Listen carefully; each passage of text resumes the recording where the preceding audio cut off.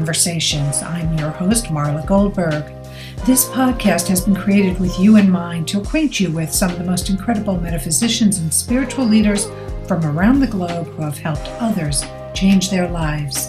In this interactive hour, you will be offered insights and techniques to help you make a difference in your life. Don't forget to subscribe to the show on your favorite listening platform. And here we go, on to the show. Hello, hello, hello. How are you doing? Well, if you're hearing my voice, you know it's Thursday. I'm Marla Goldberg, and I'm your host at Guided Spirit Conversations. I am really excited about having today's guest on. And before I do, it's funny because as I was getting ready to introduce Brandon Wainwright, I was thinking about California, which he had lived at for a period of time, an extended period of time, I believe. Wanting to say prayers to all those out in California with the storms and the snow and being locked in. I'm hoping the sun is going to shine and it's going to melt and help the drought and let you get out of your hibernation, so to speak. So today's guest is, as I mentioned, Brandon Wainwright.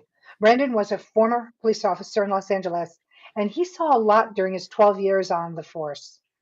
But nothing had been so strange or life-changing as the spiritual awakening he experienced when his dog, a precocious Chihuahua named Tyson, passed away, and then began communicating from the other side.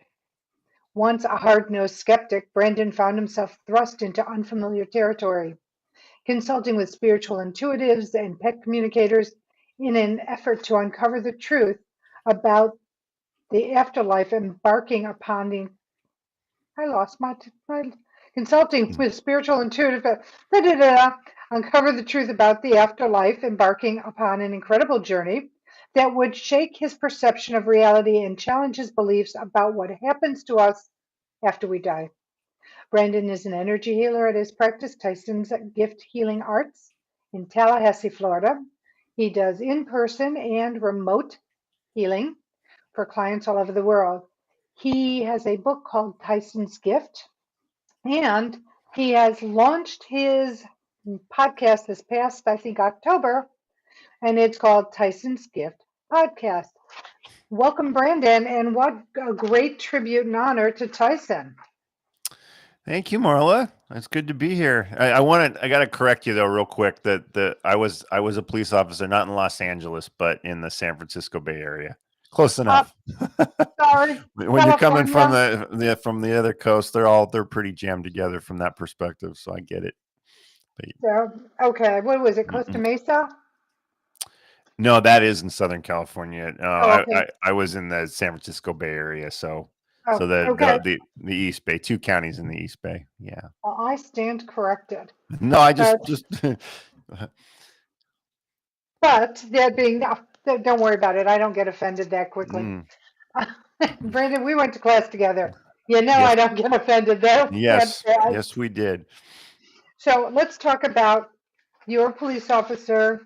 I don't know why I keep hearing hard-nosed police officer. I don't know if that's a description of you because today you don't seem so hard-nosed at all. No, I never was hard-nosed. I mean, any police officer is going to be hard-nosed given if they're in certain situations, they have to be to survive, but not generally. Generally, how I am right now is how I was when I was on duty. Oh, okay. Then you're just a marshmallow.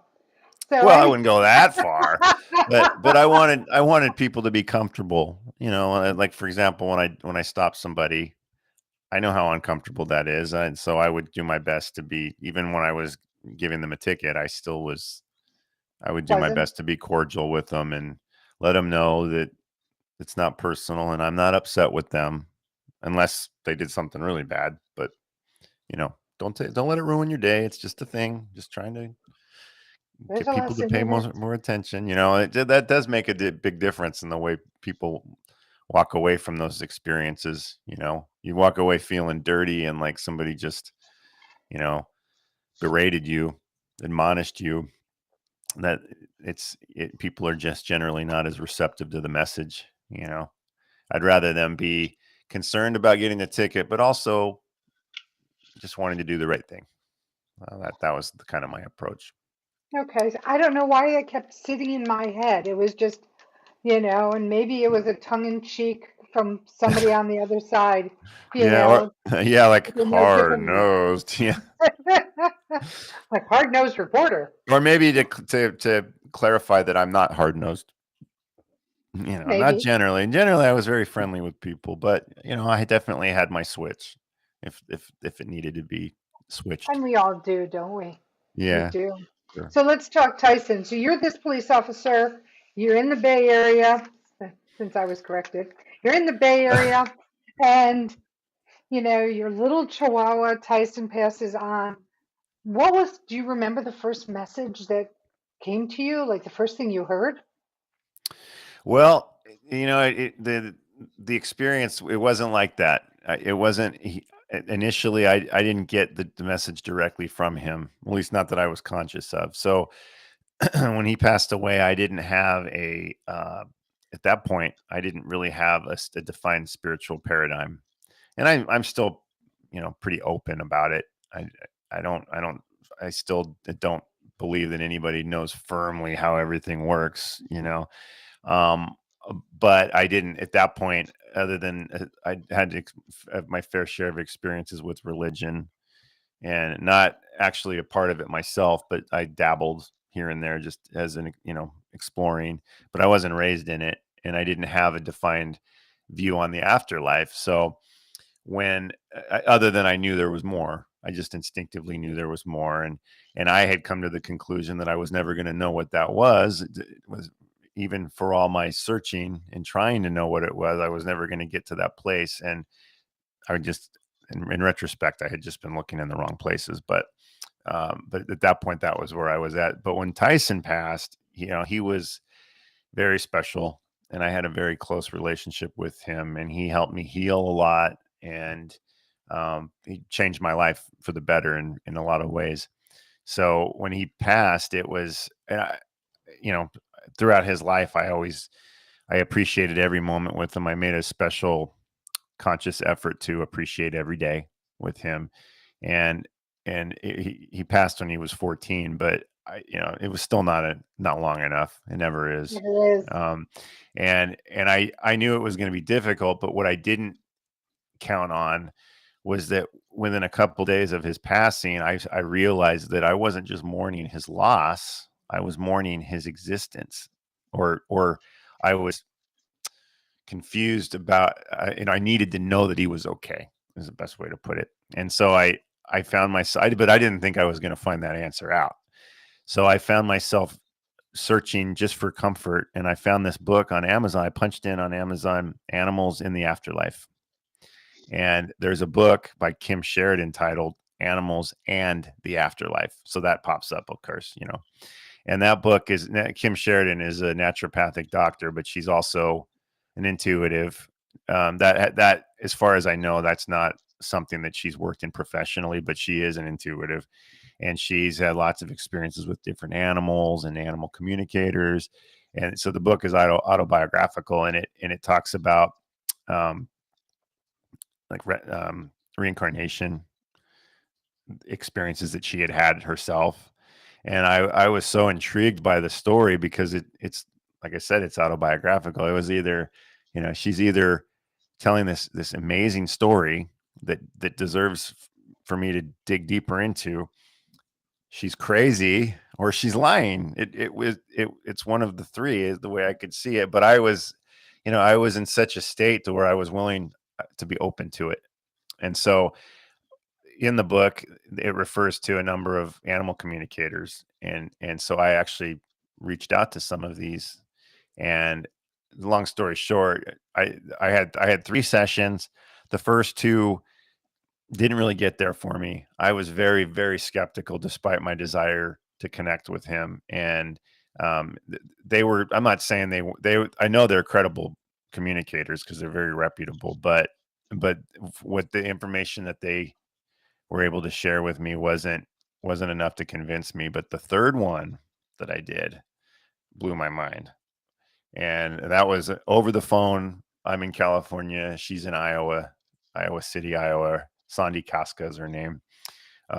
there was so much information that was shared that was very specific and couldn't have been known by her, that I was really I that was a huge chink in the armor for my skepticism, where I would became even more open. And so that was actually the first communication I had with him, was through her. What I did he mean, say?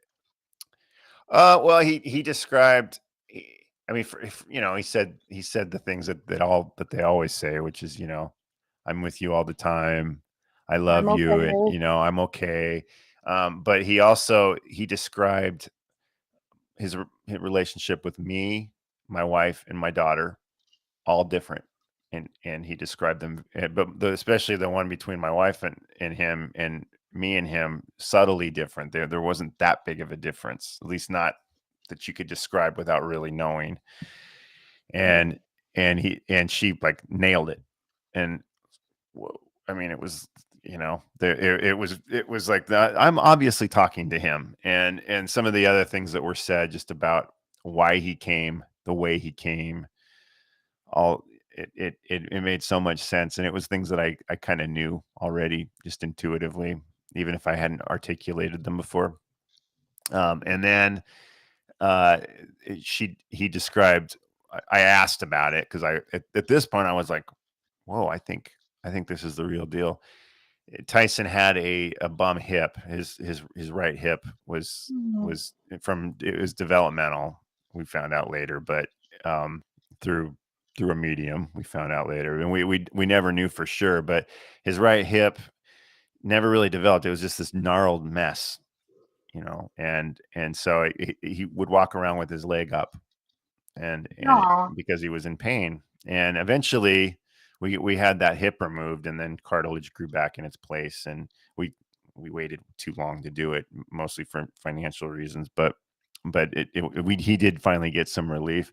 But I thought, I'm going to ask about this. I'm going to ask about his leg and see. And she identified which one, and identified kind of, um, why she thought because his tail wagged vertically instead of side to Oh, side, which is, I oh, know it's not unheard of, but it's very unusual. And so she talked about that, why the tail wagged that way, and it was related to his leg, and so it was just, it really blew my socks off. But then from there, now this was all brand new to me. It was a whole new way of looking at life, whole new paradigm, and it kind of, it took slowly. And then when divine guidance kicked in, and time was right, I had a session with a medium that I thought that, okay, the animal communicator knocked my socks off. This one knocked me over the Grand Canyon. I mean, it was like, really? yeah, that was a life-changing event for me, this mediumship reading, because in the reading, I connected with my uncle, my grandma, my aunt, um, and Tyson, all four of them There was a lot in the same. around you. Yeah, and I didn't go in with any expectations. I hoped that Tyson would be there, but I didn't I didn't necessarily expect to connect with my loved ones. And I hadn't seen my grandma. I was 45 at the time. My grandma and my uncle both passed when I was 16. So Oh, they weren't really on my radar. I still loved them and thought of them from time to time, but it wasn't something that was in my daily consciousness. And so that ought to tell you something. And the specific information that came through, for their personalities came through, first of all, but the specific information, that some of which was like hunches that I had, and yes. and like solidified these hunches. I mean, it was, you'd have to read about it. But And it's it Tyson's gift. in Tyson's gift, yeah. But it really proved to me, because there was no other explanation. There was no other reasonable explanation to how the information was coming through. The idea that she somehow did research or something, or to pull this information through, just didn't. There's no way. And, she was telling me things even before, like when we made the phone call to set up the appointment, and she was saying things about him and his he has a little shrine that we had set up for him. She was describing his shrine.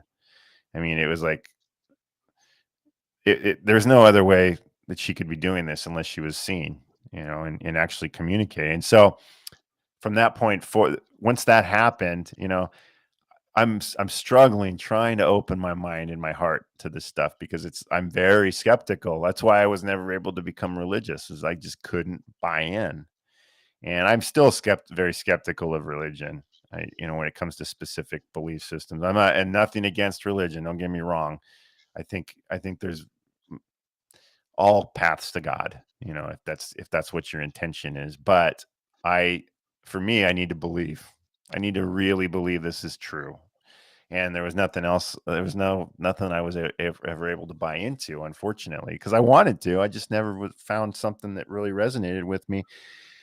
And so I finally found something that seemed very solid that I could buy into, and at least that this was real. And that's when I turned in an effort to grow spiritually, to experience my own intuitive abilities. That's when I learned Reiki. I s- I s- my So I that had was your first step that was going the into first step. learning. Yeah, I had a colleague at work who had just recently taken the first level of Reiki. So she's like, "Oh, and I'm telling her about these experiences, and she says, you should take Reiki. I think that would be a good step for you." And the thing is, the healing, I've always been drawn to that kind of work anyway. I mean, even police work is a form of trying to be a healer in a way.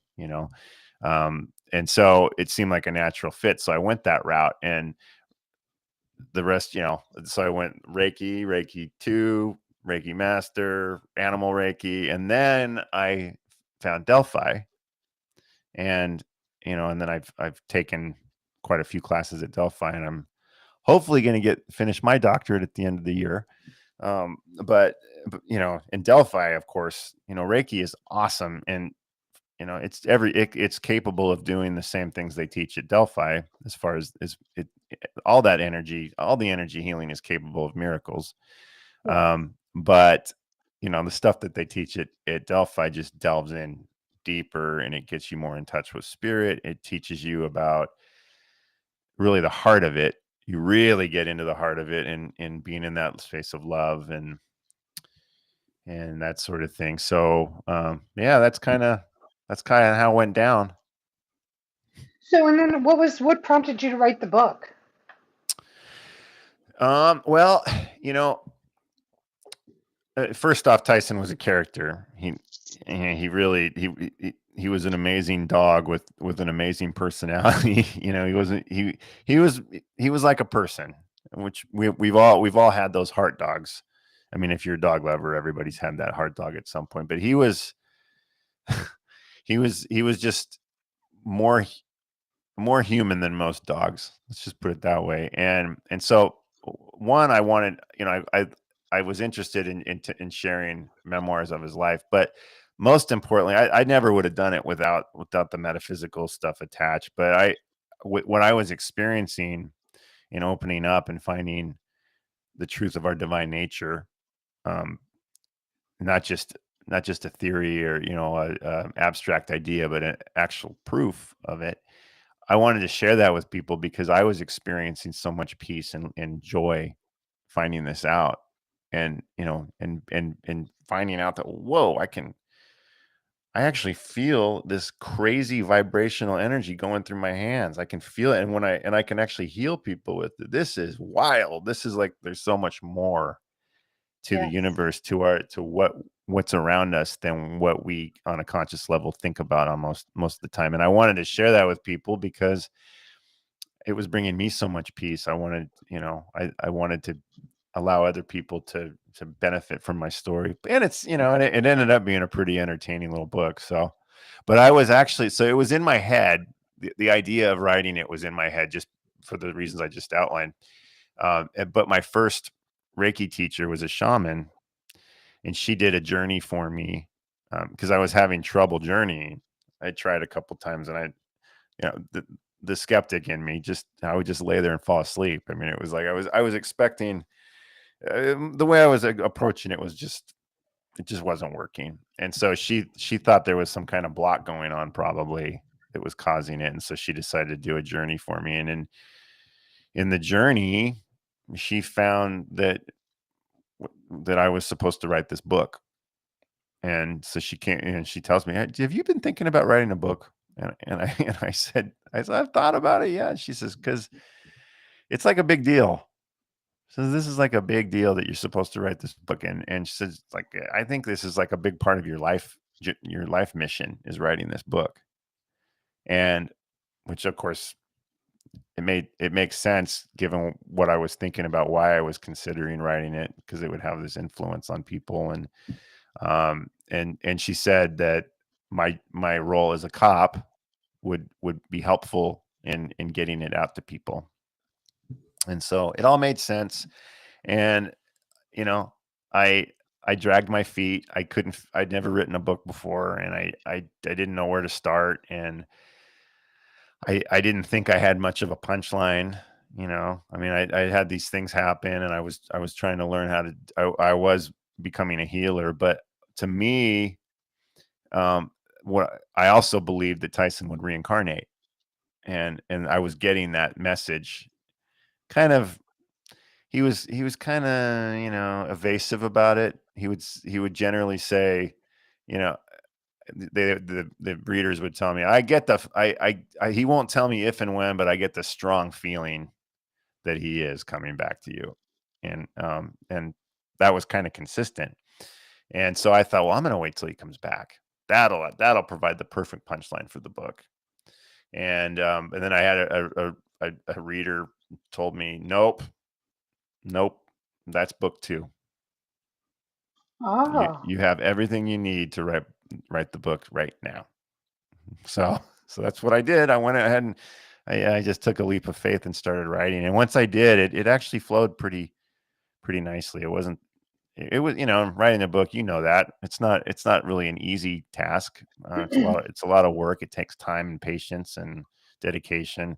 But it did flow nicely. A lot easier than I expected it to. which is amazing because yeah, my book very easy, but I kept getting spiritual insights from mine. So I would write and it's like, no, you need to do this.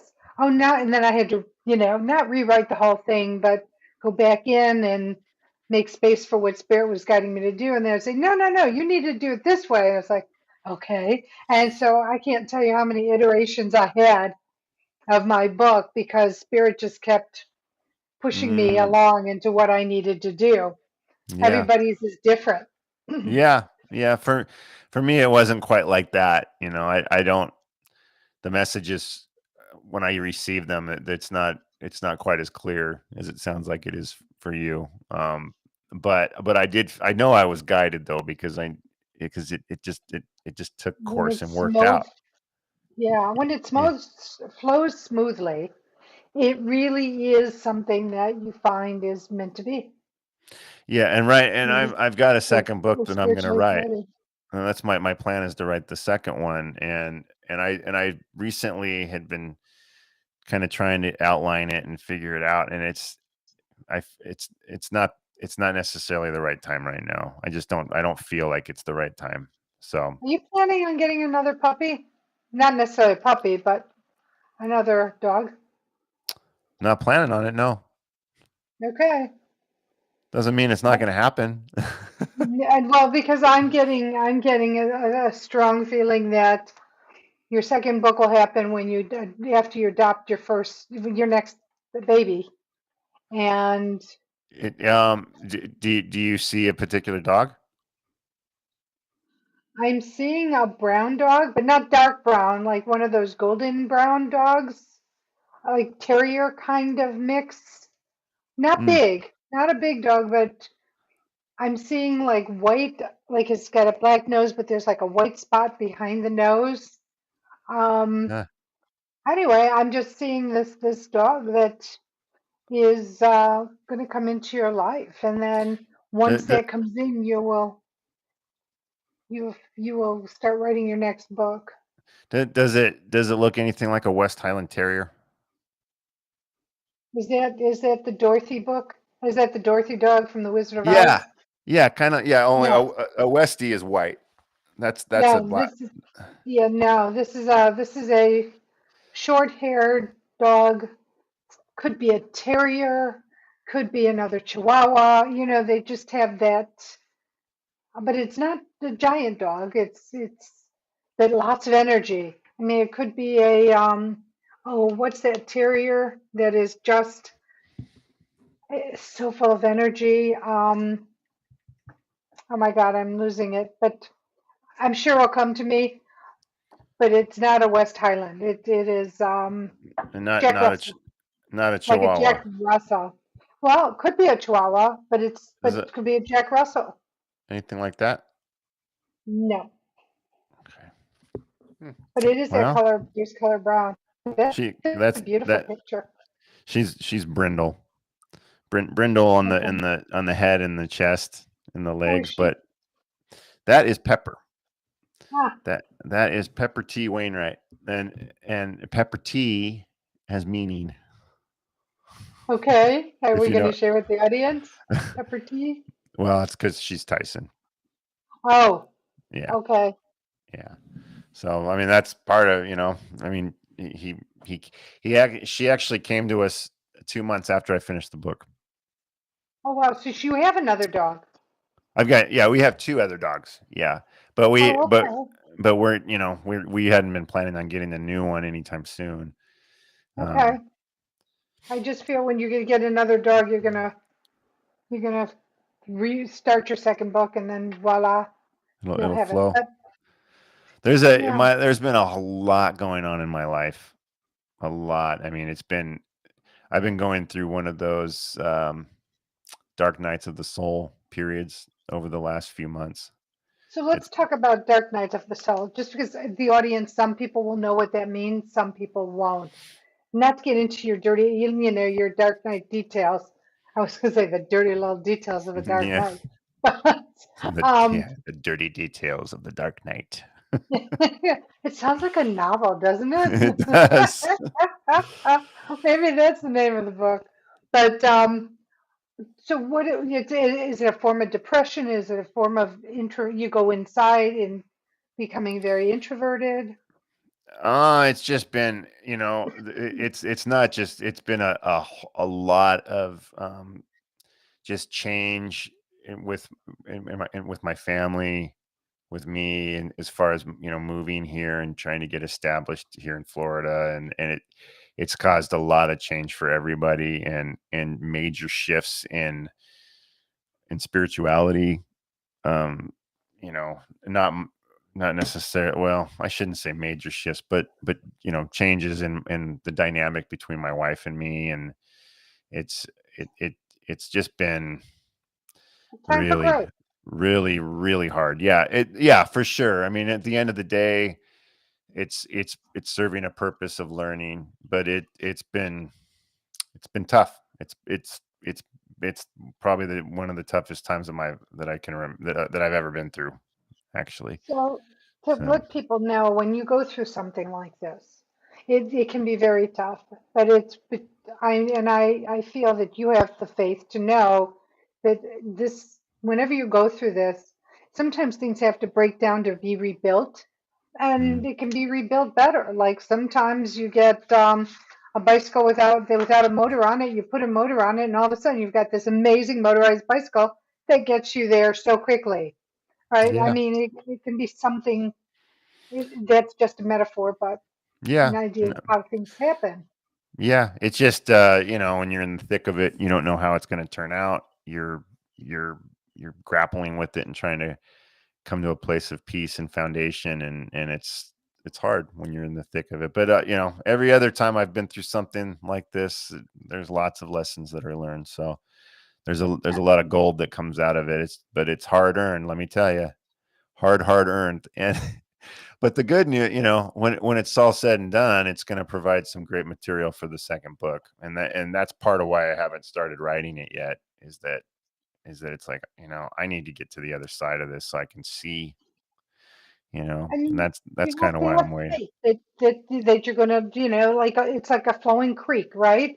Hmm. You're going through the rough, rocky part, and a certain period you'll go into a flow, and then things will be revealed. And they're like, oh, okay, that I understand now why I had to go through this. But you have to get through the veil of what you're dealing with before you come Yeah, out and be able to see. It's like going through a tunnel, right? So you go into a tunnel, you start out, it's a beautiful sunny day, you get in the tunnel. When you're in the middle of this very long tunnel, it's pretty dark in there. And then you come out and you see the light. that's And right. that's what going through a dark night of the soul is like. And it's about having trust and faith that whatever the reason you're going through it is for you to learn and to expand You're right. and to see more. Yeah. So I mean, there's yeah, definitely big gains to be made in it, but yeah, sometimes it's trying. Sometimes yeah, it's really challenging because it's like, oh my God, another day like this. But when you put your energy into working through whatever it is and from growing, you have choices on how you can take it. You can take it and you can get really depressed and get unmotivated and you can not leave your bed, or you can say, okay, I'm going to give myself 15 minutes to lick my wounds, whatever those wounds are, and then I'm going to get on and be productive. I mean, there are choices on how to get through it, but eventually you find you'll find yourself going, wow, it's sunny again and it's bright again and I feel light in my loafers and I'm singing and then my vibration is rising. yeah, for sure. Yeah. No, Yeah, yeah, there's always light at the other side. always. But unless you don't, here's the thing, there's a choice. So we use the word always, but is it always? Well, if somebody chooses to stay in the darkness, then they're not going to find the light, or it's going to take twice as long or three times as long to come out. That's true. Yeah. So it's it's all a matter of choice and how you choose to deal with it. Yeah. Yeah, no, And 100% right. Yeah. yeah, I'm it's trying to very make the simple. right choices. That's a good thing. Make those good Yeah. choices. And then so you've moved to Tallahassee from California. You have now have a healing arts practice. So let's talk about your practice and how you work with people and what kind of modalities you offer. And maybe give me a success story or two. So, I started with Reiki, and I still do Reiki, in more on a distance level most of the time. But I offer the the the modalities that I learned at Delphi mostly. So I do the spirit assisted healing, trance healing, um, more using the spirit doctors we call them in. Um, I do reflective etheric healing, which let me back up. You want me to go into a little more detail about each one?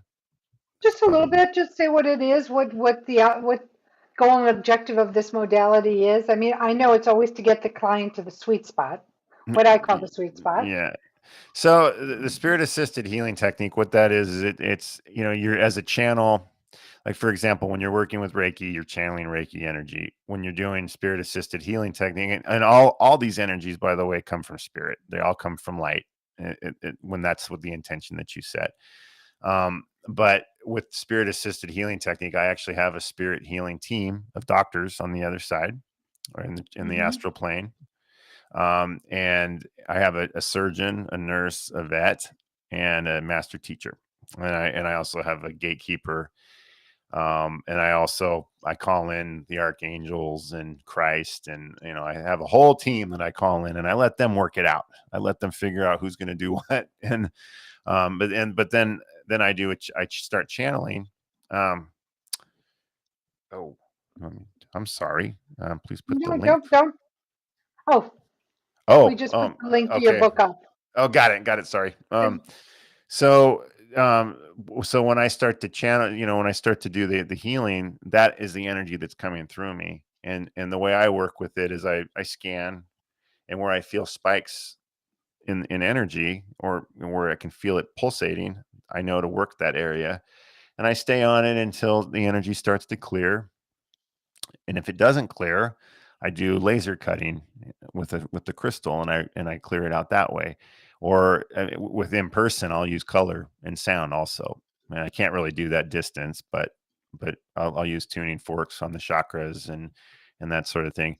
Um, and I've had great success with that technique. I have actually a nice lady up in Pennsylvania that I started working with after my appearance on Coast to Coast. She heard me on Coast to Coast and looked me up, and so she had real severe pain in her arm. She fell, elderly lady. She fell on in two separate occasions on her shoulders, and so she Ouch. had this pain going from her shoulders down to her elbows on both sides. And so I started working with her, and the thing was, the physical therapist, the chiropractor, the doctor, and nobody had been successful in trying to figure out why they couldn't get it to stop for whatever reason. She had it for a couple of years.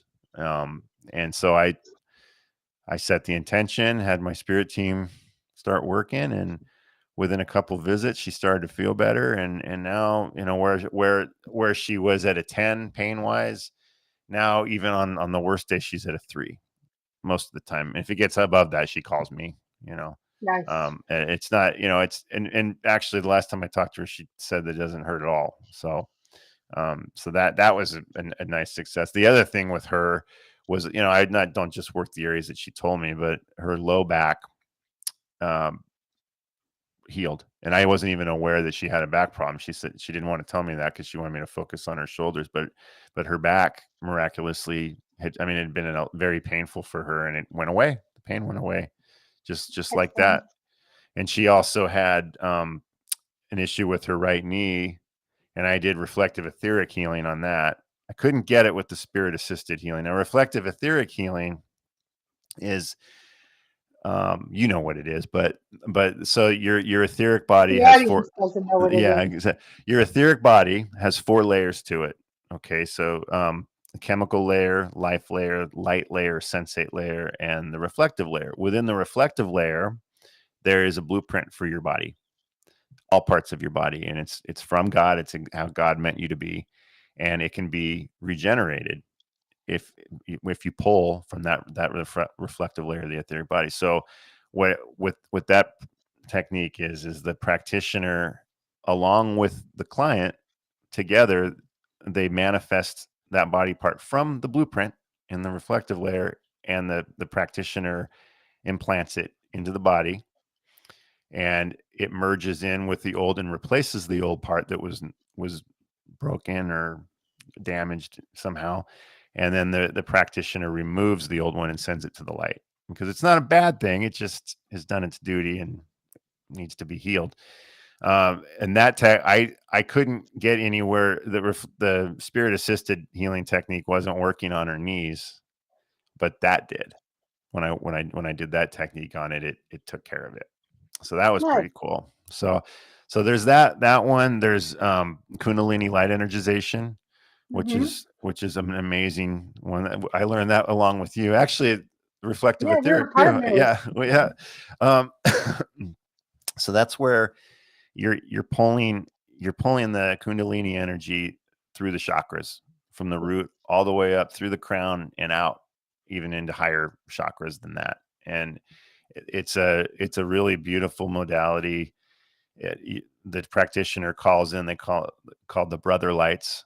And I like in my, it's like kind of like a spirit doctor team, only it's that we call them the brother lights, and they're there for everybody. It's not a team that's specific to this particular healer. But you call these people, like Christ is one that I call in. Yep. um Archangel, I call in all the archangels, Divine Mother. I call in Akron, um, Hmm. Maurice, who yeah. he was a man that created Brazilian light energization in the first place. And he's in the astral plane now. And so all these energies, all these spiritual helpers are coming in to help raise the vibration and pull that Kundalini light up through the chakras. And it's a very powerful technique. And from the practitioner standpoint, it's it really requires you to get into a space of love for the person. And I'm not talking about romantic love. I'm talking, or even platonic love. I'm talking about love for your fellow soul. Love and Listen, compassion. yeah, Love and compassion and empathy for the being that you're taking care of through yeah, the healing modality. and it's a very it's powerful, because it requires the most of it. With every healing modality, ultimately that's what they require. If you're even, the nice thing about Reiki is Reiki works You don't have to be skilled or anything. You learn the technique, and it'll show you that it works. Um, Right. but what I've found is that as I've learned these other techniques, especially Kundalini light energization, that being in that space of love makes the energy, makes you a better conduit for it. And it's more fulfilling for the client and the practitioner. And all the techniques that you do end up being more powerful because of the intent that you're setting, and the intent that you're in, the heart space that you're coming to the person with. And so I really, that learning that technique really helped me grow as a healer. It's a beautiful technique. It was rough for me to learn, but it's amazing to receive. And as a healer, when you give, you also receive. So it's a hmm win-win for the healer, giving it because you receive as well, and then you help the being on the table. I need to take a little break here because it's charity shout out time. Okay. And time is going by so fast. Your charity of choice is Leon County Humane Society, and that is talk about the Humane Society, how people can help, where it's located, and is this a local organization or is it worldwide or just national?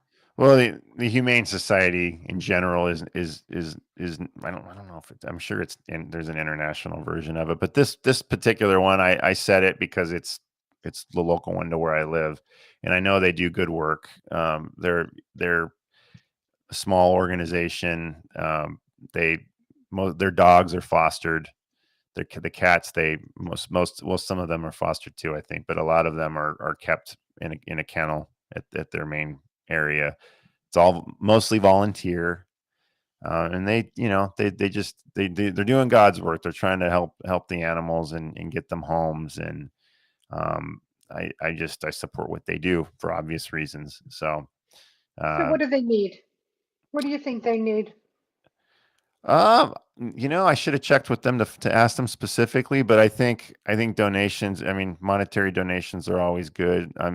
There's always a need for toys, treat. Blankets, towels, Yeah, exactly. treats. Treats, things like that. Just the things that you would need as an owner of an animal, that when you take on a foster, you don't necessarily have all the supplies you need for that extra animal. So it's helpful for them to have that. Yeah.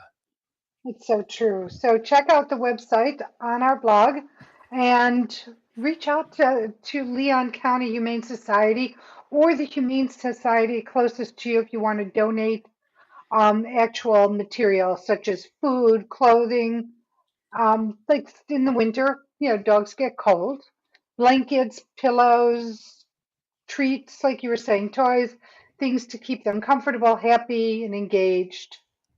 Yeah. And of course, money. Money, Yeah. it goes, so helpful everywhere, right? hmm So, and now we've got your podcast to talk about. It's all about Tyson's Gift. Got Tyson's Gift podcast. Talk about the Yeah. podcast. Yeah. Everything is named Tyson's Gift something because it all originated with him. And I don't believe for a second that wasn't by design. That he came in for a reason. He's teaching. He taught me a lot, and so I want to honor him by carrying on his namesake. You know. It's honoring, it's tribute, giving him his due for what Mm-hmm. he gave you. It's a beautiful exchange of energy. And that's why he's got a cape and a super chest plate Oh, on, because he was a super dog for that me. is, That was his that's idea too. that's so funny. My Tuggy, he was named Tug the Wonder Dog. So I understand Yeah, the power that they bring to us. they sure do. It's in yeah. Absolutely. So the So podcast is it's basically all things spiritual is the theme. It's the main purpose behind it is to focus on anything that sheds light on our eternal nature. So anything that reinforces that. So energy healing, animal communication, shamanism, mediumship, um, even ETs. That's even something that would go, because that is it questions our paradigm of what existence is, and it makes you think, and it makes you reflect on that eternal nature. We're all connected. Um, Bigfoot, even so far the main ones, I've only Bigfoot been. an ET? Is he considered an ET? I think so. Yeah, I'm not an expert, but yes, I think so. Um, and I think there's different species too of Bigfoot. Of Bigfoot? I mean, there's different. Yeah, I think so. Or what people would consider Bigfoot. I'm no expert. I've never had an expert on the show at this point, but most of the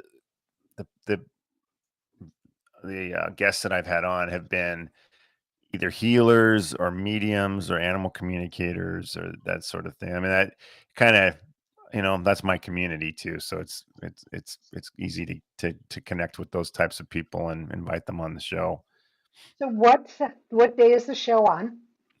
It is on Thursdays at 6. Well, let's go Eastern at 7 p.m. Eastern on WLTKDB.com. It's a digital radio station. Nice. And I know one specific guest you're having in June. Yeah, Um, her initials are MG. yes, that would be me. So I'm so excited about the turnaround of this, I guess I should say DMG, huh? or our DMG. You're gonna forget the Reverend part. Yeah. Oh, that's true. It gets That is true. lost. But so when you were going through this, I want to go back to the beginning. You're on the police force. Did you share this with your coworkers, your colleagues, that you That were going yeah, metaphysical? that's a good question. That's one lots of people are curious about. Yeah, I did. I wasn't bashful about it. I mean, for one thing, where I was a cop in the San Francisco Bay Area, so people are a little more. They've been exposed to these types of things a little bit more so than, for example, where I am now in Tallahassee. It's the Bible Belt, and so there is a segment of the population that's open to that sort of thing, but a lot of people aren't at all. And I've it's been actually kind of tough. If you want to know the truth, being here isn't it hasn't wasn't if the energy healing was what I wanted to do, it was not the ideal place to do it. Um, but Or it was the then perfect place to do it or because that's what I was going to say. But then again, it's an opportunity to be here to expose it for people and maybe do a greater good than I would have done if I was just a dime a dozen type of thing. and here's the thing, God's work is God's work. Yeah, Healing, this is not nefarious work we're doing. no, It's God provided. hmm It's spirit provided, and it's been going on for thousands and thousands of years in various iterations. yeah, absolutely. But when people have a particular religious paradigm that they subscribe to, and unfortunately, some people believe that the Bible says that you shouldn't be doing these things, Right. which But the Bible which is written by men, by men. yeah, It well, is and by and humans. there's scriptures that say that you know John 14:12 says that Christ said, you if you follow, well, depend, this is where the translation is sticky, but he says you will do as I do and more. So what did he do? He healed people. Right. So if you He look at is a that, prophet. it's a pretty clear scripture that talks about men, women healing people. And if this gives you any let's say hope, remember Delphi, where they're located. People around Delphi, the locals really didn't understand them. They still don't understand them, but more and more people are understanding and Yeah, they're opening up to them. And it only took them 25 years to do this, yeah, but they did it. yeah, exactly. They stayed in their lane. They kept, their nose. They weren't worried about the locals and they did what they did because those who are attracted to you are attracted to you for a reason. They're going to come to you. That's right.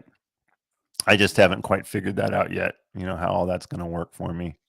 So Well, so right now I have my website. People can come to me through the website, and which is which is tysonsgifthealing.com. So okay, there's which will also be in our blog. so, All so these they have, all these links will be in our blog, but it's always nice that you can say where to go to look for this. yeah, yeah. So Brandon, Hmm? I'm sorry to interrupt, No, go for it. but well, we've got about 5 minutes left, and so what I want to put out there for you is that for you to share anything that you might want the listening audience to know that I haven't asked you about. Hmm. That's a that's a good question. Uh well, that you haven't. Well, okay. Something, I guess this would be something non-spiritual related, but I before I was a police officer, I was I have a degree in film, and so I worked in Hollywood. Oh, I worked on the first Men in Black. I was just I never rose to any level of importance, but I was a production assistant on the first Men in Black, and then I worked for on Married with Children, the sitcom, the last 24 episodes, which was a dream come true for me because I loved that show. oh, that's very cool. Yeah. I think I remember you talking about that. I didn't remember, but it's like, oh, okay. Yeah, it was what I originally set out to do, and it didn't really fit me being in Hollywood and the whole lifestyle of being a filmmaker. It's very uncertain and didn't jive with me as well as I had hoped. But you know, it was awesome to experience it, and I've made a feature film of my own, and I wrote some sitcom episodes and made a pilot, and all hobby stuff, but so there's that Is aside this from the preparing other you for stuff. you to make a movie about Tyson and Tyson's gift, You never like know. Molly and me? I think Tyson's Gift would make a fantastic movie. I think it really do. I think it would probably, it'd probably end up appearing much different from the reality of the way it went down, but it would still, if they stuck to the main core So facts, tell us it would be exactly good. not exactly, but give us an overview of Tyson's gift, the book. What is in it? What if people are going to read the book? What would you say that they're going to find out in the book? Well, the first half of the book is like Marley and Me. It reads a lot like Marley and Me. It tells the story of his life, the impact that he had on me and my family.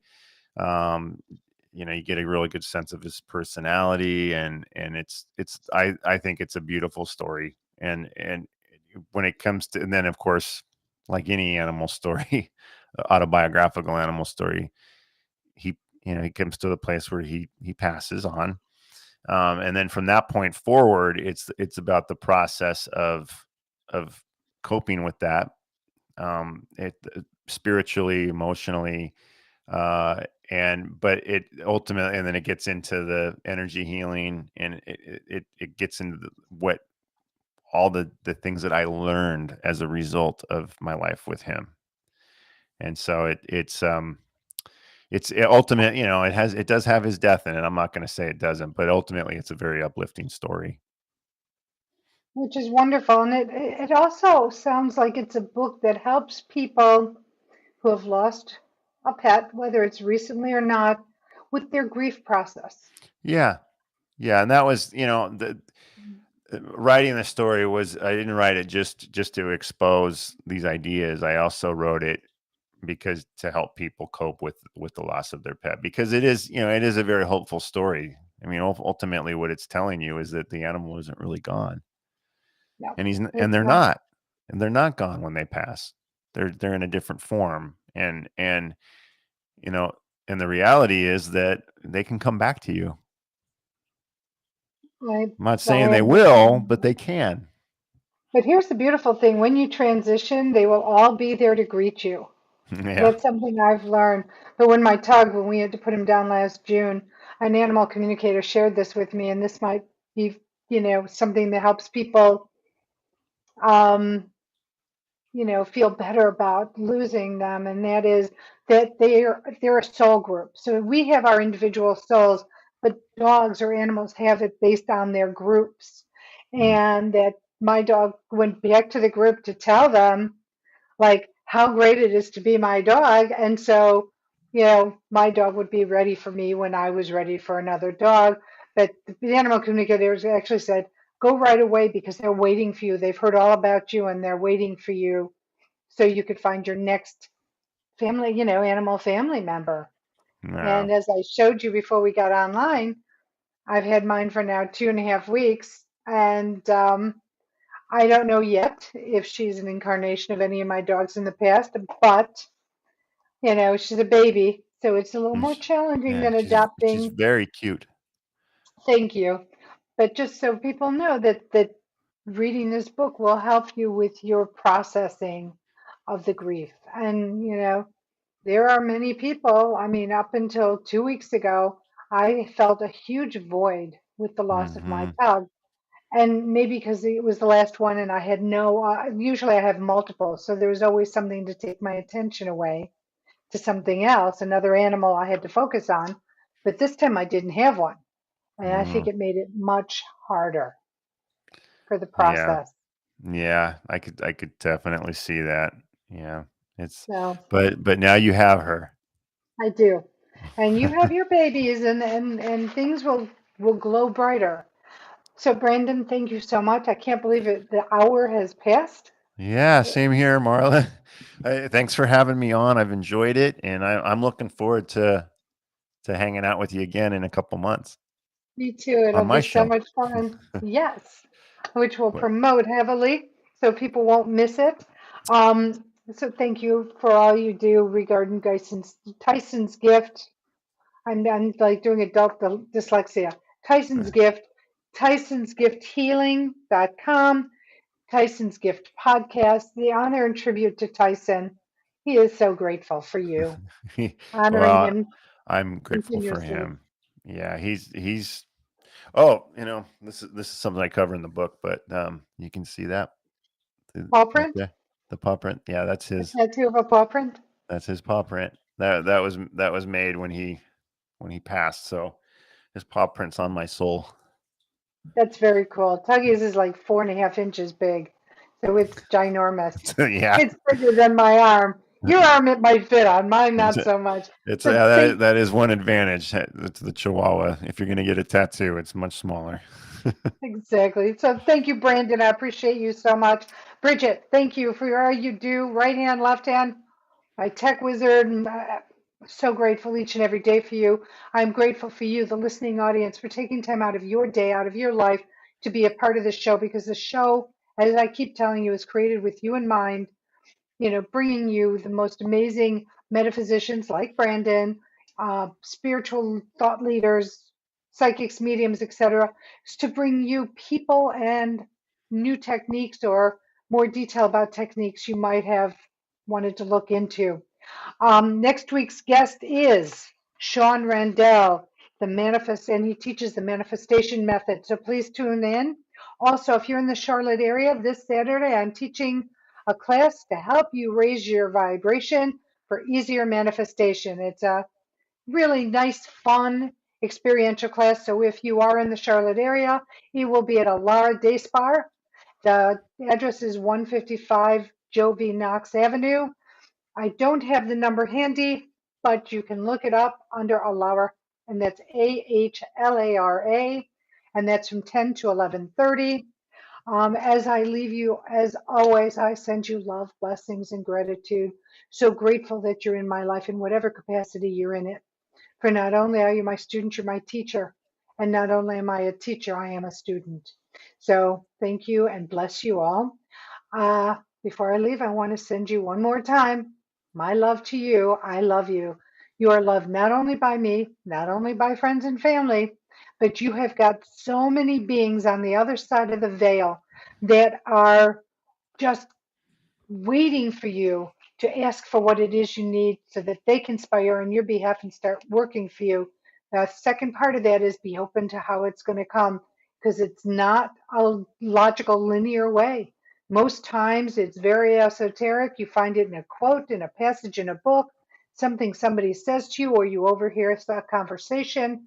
So be open to the messages and how they come to you. I will see you next week. And until then, stay well.